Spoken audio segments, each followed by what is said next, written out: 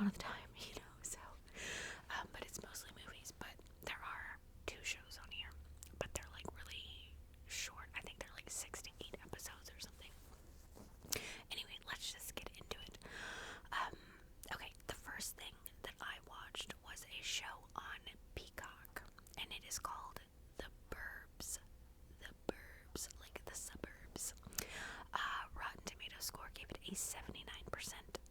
Audience score gave it a 65. Now that's as of this recording. Those numbers could have gone up. They could have gone down.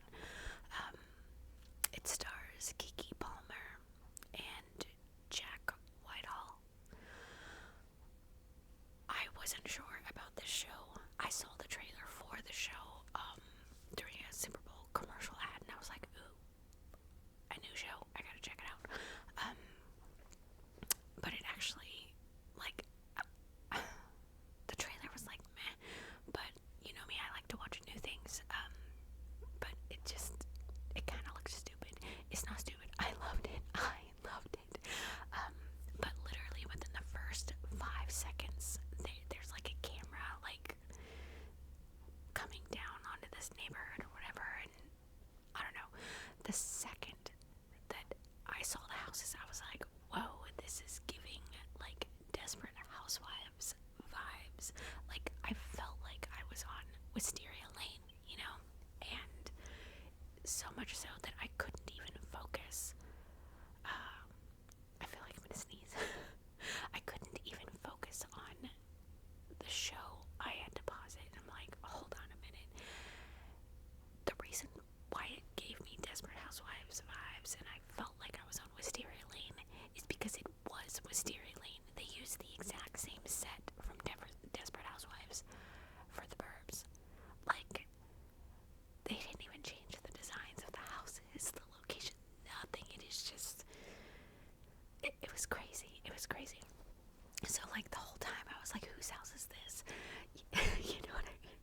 Because I really liked Desperate Housewives, so, like, it was one of my guilty pleasures type things, because Desperate Housewives, come on, super soap opera-y, right? Anyway, so back to the show. Alright, so there's this young couple. They just had a baby, and for some reason, I don't know why, but they moved back to the husband, his childhood home that he grew up in. I think his parents just gave him the house or something. I don't know, because his parents aren't there. But anyway, so they move into this house, and it's on a cul-de-sac, and it's just, imagine Desperate Housewives, okay? Because it's like that, where it's like picture perfect, but all the neighbors got secret stuff going on, okay, so there's this house that's across the street from this couple, and it does not match any other house. It actually reminds me of the house in that movie, Monster House. I think it's like a Halloween movie or something. Do you know what I'm talking about? It's like that. So imagine, like, this show is like Monster House mixed with Desperate Housewives, which I didn't even know could be a thing, but it is, because in the movie Monster House, like, the house is like basically alive.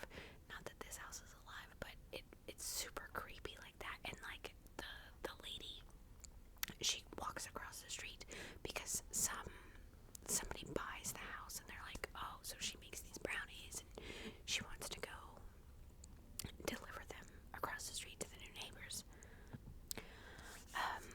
So she goes next, but like the second that she steps on the lawn, stuff is creepy. The wind is blowing. It's like, so she's like, you know what? I'm just gonna back up out of here. Like, she didn't want anything to do with the house, But the person who moved in is like this mysterious, creepy man, and he actually called the cops on her.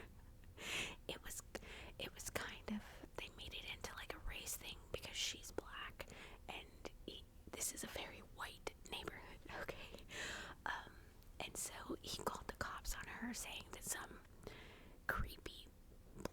person is, trespassing around the house and like whatever.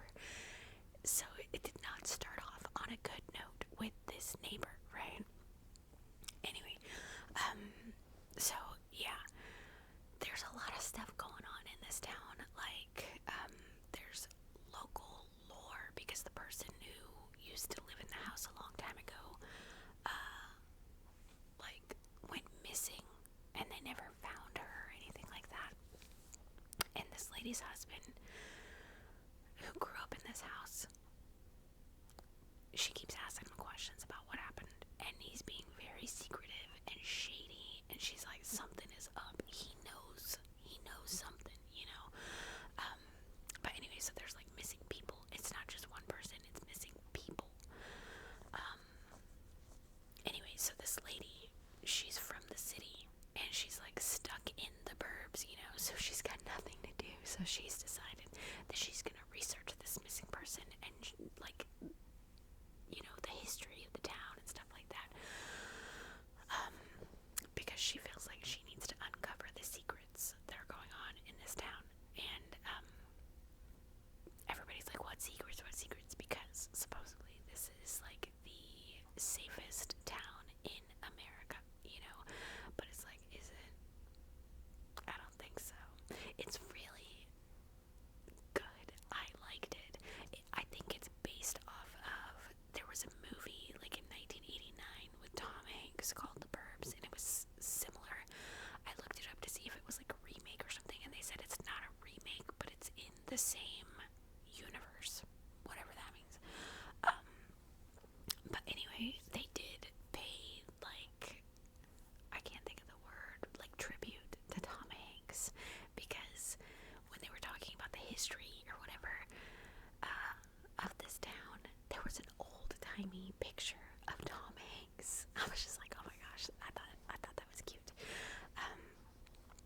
But anyway, they dropped the whole season all on one day, and I'm really glad that they did, because I binged this show. It was that good. Like, I liked it. I mean, I don't want to say it's like cheesy, like Desperate House, because to me Desperate Housewives was kind of cheesy and there was lots of drama and stuff. It's not. It's like that, but it's not. It's actually freaking hilarious. There's this one character. She's an older lady, and they keep shoving this in your face about it, but she's a lesbian and she was in the Marines, okay? She's the funniest character of the whole show, okay? I love her. She's got like these little one-line comments that just come out of nowhere, and you better not be eating or drinking anything, because you're either gonna choke or spit it out. It's so funny, so funny. So, it's not a limited series. I really hope that it gets picked up for a second season, because I gotta know what's going on here, because they do cut you off. They cut you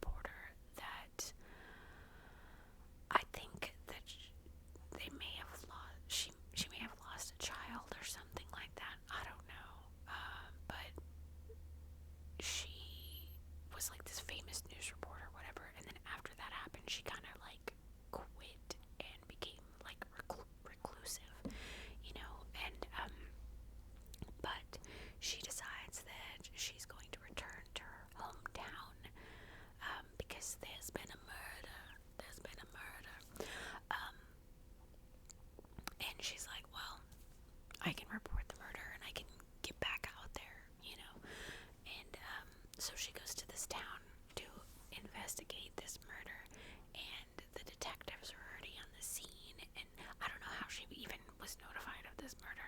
I don't know, but the detectives were out there, and the lead detective of the case is her, I think, estranged husband. It's her husband, but they, after the loss of their daughter, I don't know, they kind of like separated because she just shut down and left, you know.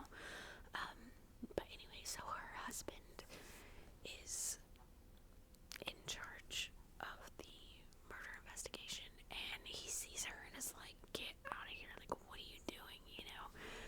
Because she's not there because she cares about what's going on. She's there because she cares about a story, you know? I think that this show is called His and Hers because it's like, there's his version, her version, and then the truth, you know? Because this show is like a thriller, like mystery type thing, and it turns out that the person that was murdered was actually her best friend when they were growing up, and or one of her best friends. And also you find out very quickly that the lead detective, her husband, who's investigating the murder, is involved with the victim. Dun, dun, dun. So it's like there's history in this town, and there's history between all the characters and stuff, and everybody has got secrets going on. There's suspicion and lies, secrets, but I gotta be honest, I hated the show. To me, it was so boring. There's only 6 episodes. It's a limited series, but those were the longest 6 hours. Like, it took me days to watch this because it was just so boring, and the acting trash. Okay, like, they should have picked other people. I've seen these people in other things, and they're good, but together, like, their chemistry together, like, it was just awful. I hated it, and I was like, man, I'm gonna give this such a bad review, and then I got to the last episode. In the last 20 minutes, and I was like, what? It's almost like a Frida McFadden novel, okay? I was like, what the hell? I was so shocked, and then I was like, you know what? Those 2 people, they're acting trash. This one person, best acting ever. And if you have seen the show, you know exactly what I'm talking about. Exactly. So, I don't know if I recommend it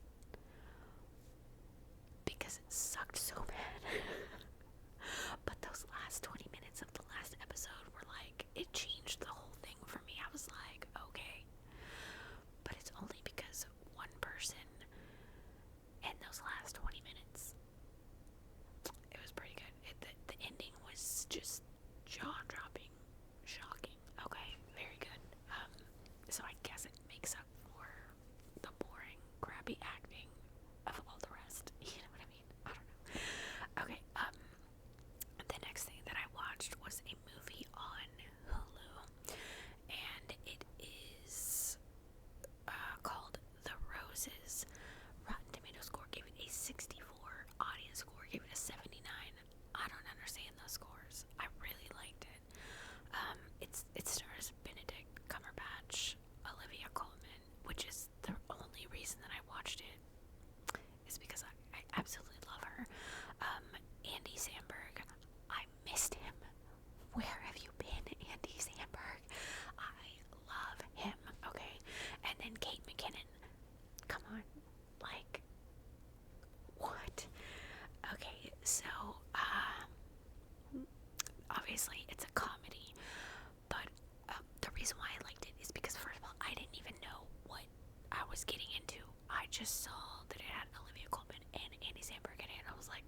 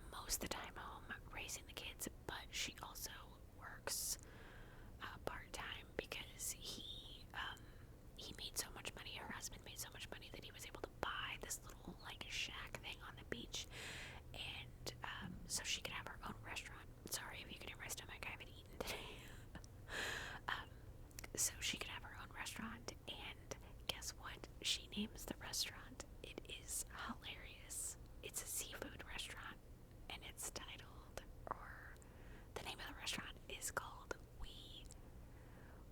We Got Crabs or something. It's so funny. It's so funny. Anyway, so, but her restaurant is like doing not so good. So I think she only works there like part-time or something. Cause no one ever comes in. Anyway, so he has this big project, and it's like this most insane architectural project, and it's a big deal, he's at the top of his game, and then a storm comes in, and his whole project just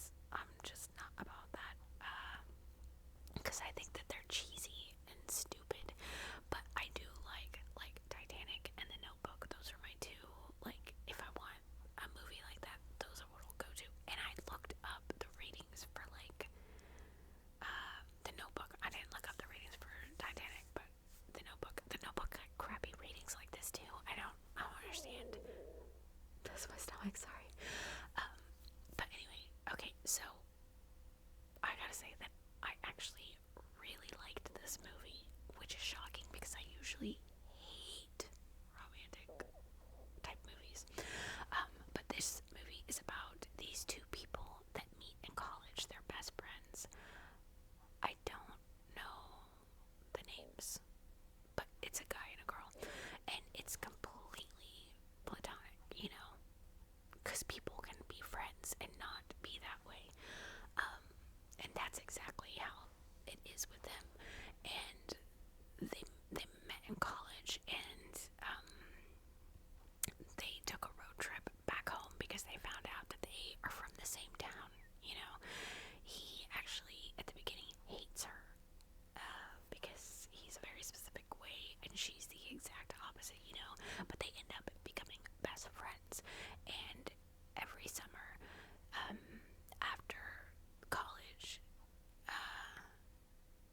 she they like do vacations once a year in the summertime, and then one vacation, she was like, what's gonna happen after we get out of college, like, because we're not gonna be near each other, we're gonna go our separate ways. And he was like, well, we're best friends, so let's make a pact, we're gonna live in different cities and stuff like that, but let's just make a pact to meet for 1 week during every summer, and that'll be our best friend vacation week. And so they make this plan, and so this movie goes through like 10 years, okay, and it shows like their ups and downs and like their fights and the weird situations they get into, because they turn into different people when they're on vacation. Anyway, so life gets in the way. This person's dating this person, this person's dating this person. Just like they're best friends, so they talk about the drama and like all this stuff. Shock. Along the way, someone develops feelings for the other one, which of course they had to do that. It's a romantic comedy, right? But it's not like one that I've seen before. It is predictable-ish because, you can't have a guy and a girl be best friends and they not end up together, right? So, but they don't. Somebody develops feelings and the other person is like, you know what I mean? So, but it's a romantic comedy, so eventually things happen, right? And it just shows what happens when two friends do certain things, and like, I don't know. It is good. I really liked it. I liked it so much that if I'm in the mood for a romantic type comedy thing, I will watch this movie again, because it makes your heart feel good to watch it, So I would recommend people we meet on vacation, and I am just blown away that I'm recommending a romantic movie.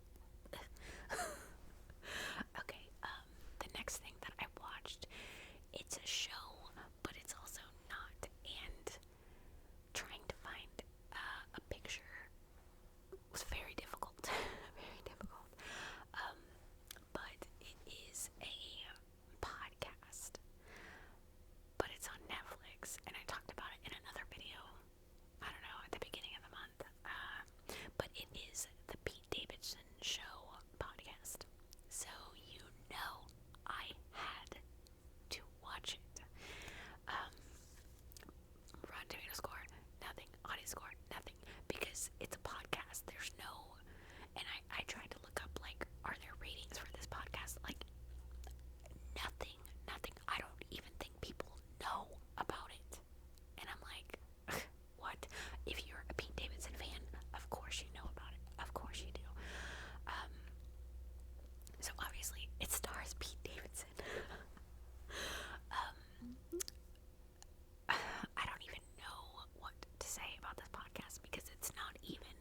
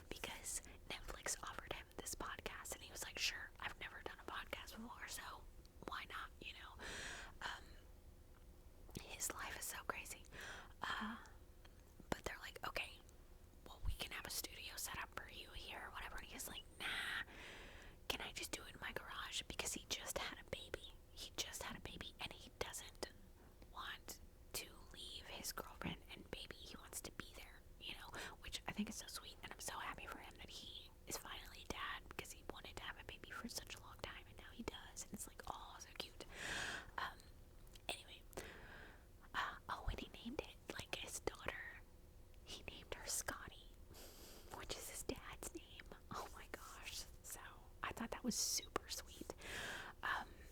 Anyway, but they were like, we can do a studio, and he was like, nah, can I just do it in my garage so that he could be home for his family? And they're like, sure, we can send a design team, blah blah blah. And he's like, nah, I'm good. And they're like, okay, this is so, like, I don't want to say trashy, because that just sounds so awful, but he literally is in his garage at his house. I don't know, he painted the walls black or something, and then he's got these two old, like, lazy boy recliners, like, that are probably from the 80s. Okay, they are old and they look gross and dirty. Okay, and then instead of a table in between the two chairs, he has like a bucket, it's almost like a bucket from like Home Depot or something, or Lowe's, I don't know. And then he's got like a piece of wood on top and an ashtray in the middle, and the ashtray is like overflowing with cigarettes because he had a friend over or something, and they like smoked a lot of cigarettes, and he was like, I'm never gonna empty this ashtray. Disgusting. Anyway, and then there is a photo backdrop from like a high school photo shoot in the background, and he's like, that's good. What? Anyway, so it does not feel like a high production podcast, okay? It feels like you're a fly on the wall in Pete Davidson's garage as he's hanging out with a friend, which is kind of cool. But the first episode, I was actually excited about it because he has his best friend on there, Machine Gun Kelly, and I love Machine Gun Kelly. So MGK and Pete Davidson are sitting in these crappy chairs, and I wanted to vomit like the whole time because it just felt dirty to me, alright? But Machine Gun Kelly chain smokes the whole entire time, and I'm like, I understand people smoke cigarettes, you know, but this episode was like 45 minutes long, and he's just chain smoking the whole time. Pete Davidson does smoke, but he smokes like maybe 1.5 cigarettes the whole time, okay? Which is still like, because can you imagine the smell in this garage? They don't have windows open or anything because he's in a normal neighborhood, you know? I just felt so gross and disgusting. I'm like, I almost couldn't watch it because it felt so dirty. But I tried to like erase that and just listen to what they were saying, and them actually talking to each other just about life and their experiences and stuff. It was very interesting. I really like that, and he does that with all the people that come on the show. There was one guy, like in the second episode, Pete Davidson didn't even smoke the whole time, and I was like, I felt like I could breathe. I was like, finally, clean air, you know? But it's really just him hanging out with his friends, talking about nothing, like experiences that they've had, which I think is really cool because it kind of like lifts the curtain behind Hollywood, you know? I like it. But it's not like a podcast where they interview the person and they ask questions and they promote whatever this person has got going on. It's not like that at all. It's just a hangout with Pete Davidson. I don't know. I gotta be honest, I don't think he's going to get a second season or whatever they call podcasts, just because it's so different and it doesn't have the structure of a normal podcast, and I don't think people who are into podcasts are gonna like it. If you're a fan of Pete Davidson, you're gonna watch it, you know, because it's Pete Davidson. But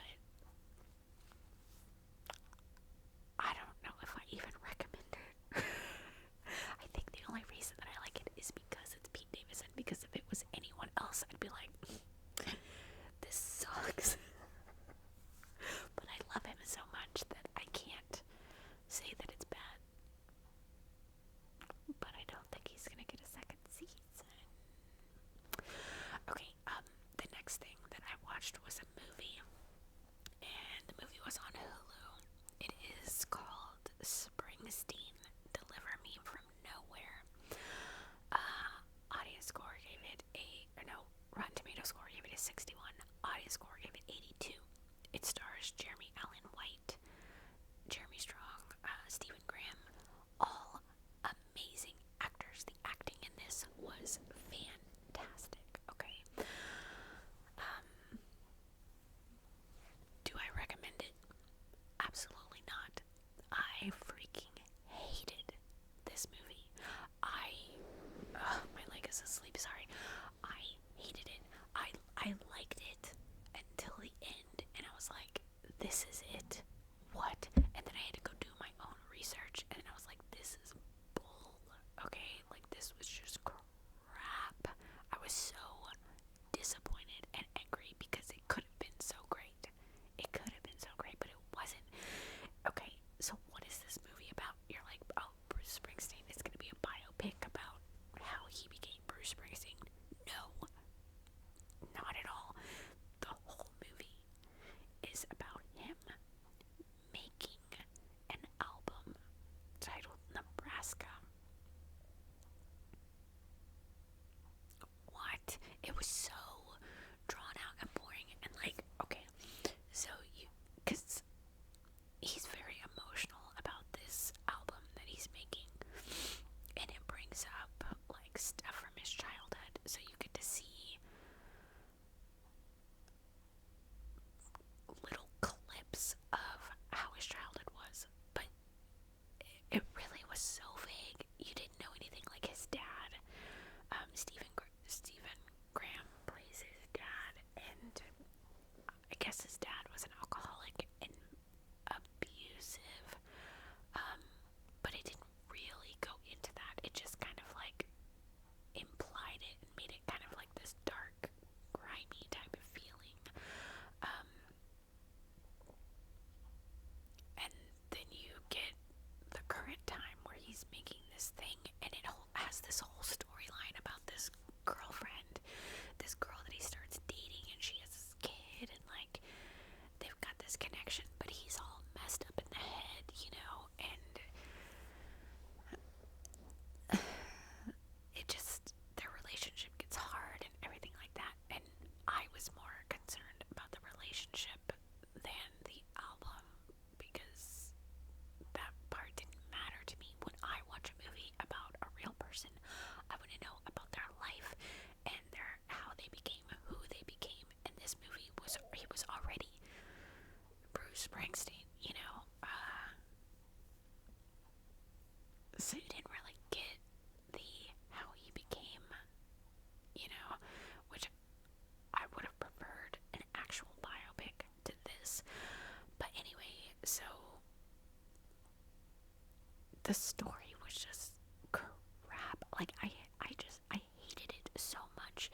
The acting was great. Jeremy Allen White, fantastic, and I think he actually does the real singing of the songs, which he sounds really good.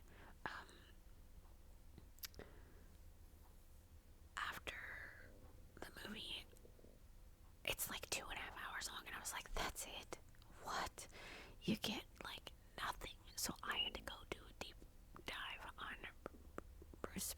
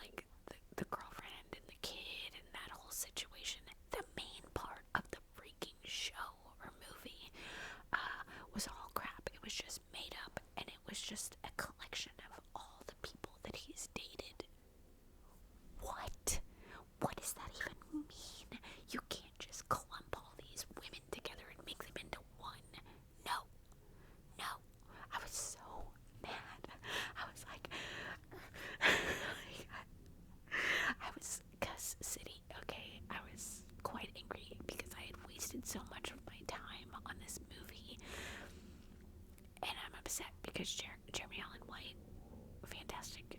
Stephen Graham, fantastic. Jeremy Strong, fantastic. But the story was just the worst. It was the worst. And I'm mad that I don't get that part of my life back because it was such a waste of time. Because it was all just, I felt like the movie was just a whole entire lie. Don't tell me that I'm going to watch Bruce Springsteen